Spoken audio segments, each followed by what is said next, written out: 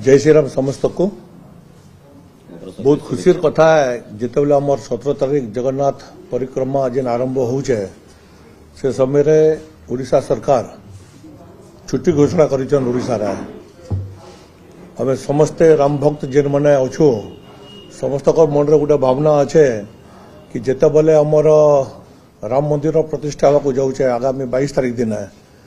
तो ओडिशा सरकार को निवेदन करुचु से दिन में छुट्टी घोषणा करूँ जेनटा कि गोटे बहुत बड़ विषयटा है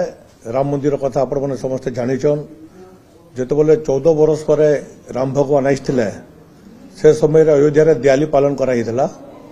या तो 500 वर्ष पर आक्रांत मैंने मंदिर को भांगला उतारू मस्जिद बने सारा पर यहाँ 500 वर्ष पर विषय वस्तु होगा जो मंदिर प्राण प्रतिष्ठा होगा जो